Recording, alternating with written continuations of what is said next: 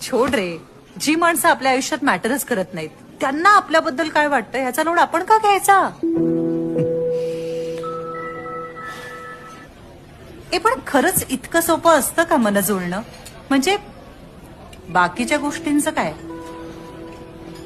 जसं की स्वभाव, आवडीनिवडी, राहणीमान, कम्पॅटिबिलिटी. मन जुळणं जास्त महत्वाचं. तुम्हाला सांबार खूप आवडतं, चटणी खूप आवडते, मग तुम्ही फक्त सांबार आणि चटणी का नाही मागवली?